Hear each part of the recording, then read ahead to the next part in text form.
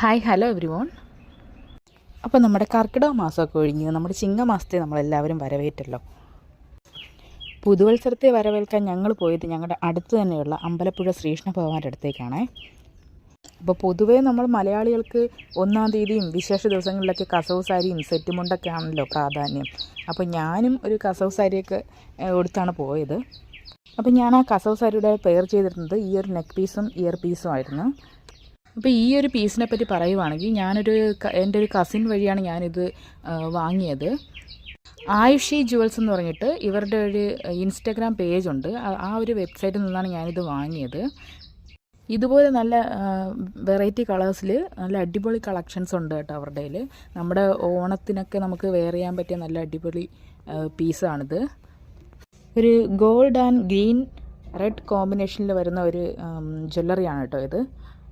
കാണുമ്പോൾ തന്നെ അറിയാലോ, നല്ല ഭംഗിയുണ്ട് ഇത് കാണാൻ. ഇതിൻ്റെ ഒരു ഭംഗി കണ്ടിട്ടാണ് ഞാൻ എടുത്തത് തന്നെ. എനിക്ക് പൊതുവേ ഈ ഒരു ഗ്രീൻ റെഡ് കോമ്പിനേഷൻ ഭയങ്കര ഇഷ്ടമാണ്. അങ്ങനെ ഞാനിത് കണ്ടപ്പോൾ തന്നെ വാങ്ങിയതാണ്.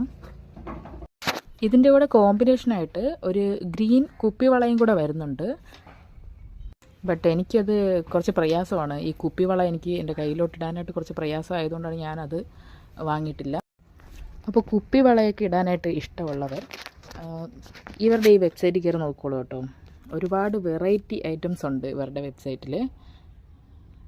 ഓണത്തിന് നമുക്ക് വെയർ ചെയ്യാൻ പറ്റുന്ന നല്ല അടിപൊളി കളക്ഷൻസൊക്കെ ഉണ്ട് കേട്ടോ ഇവിടെ.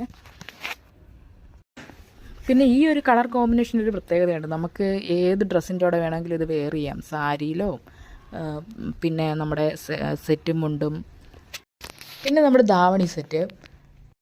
നമ്മുടെ ഈ കേരള സാരി അല്ലാത്ത പട്ടുസാരിക്കും പട്ടുപാവാടയും ബ്ലൗസിനും ഒക്കെ നമുക്ക് ഈ രണ്ട് കളർ കോമ്പിനേഷനിൽ വരുന്നതുകൊണ്ട് തന്നെ നമുക്ക് പെയർ ചെയ്യാൻ പറ്റും കേട്ടോ. നമ്മളങ്ങനെ അമ്പലത്തിലൊക്കെ പോയി തൊഴുതു.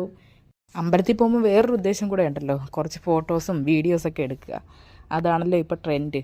ബട്ട് മഴ ഇങ്ങനെ തകർത്ത് പെയ്യുന്ന കാരണം വീഡിയോസും ഫോട്ടോസും മാത്രം എടുക്കാനായിട്ട് പറ്റിയിട്ടില്ല. കുറച്ചൊക്കെ കിട്ടി എന്നാലും ബട്ട് നമ്മൾ ആഗ്രഹിച്ച രീതിയിലുള്ള പിക്ചേഴ്സൊന്നും കിട്ടിയിട്ടില്ല. അത് മാത്രമേ ഉണ്ടായിരുന്നുള്ളൂ നമുക്ക് ഈ പുതുവത്സരത്തിൽ ഉണ്ടായിരുന്ന ഒരേ ഒരു നിരാശ. അപ്പോൾ ഓക്കെ, ബൈ.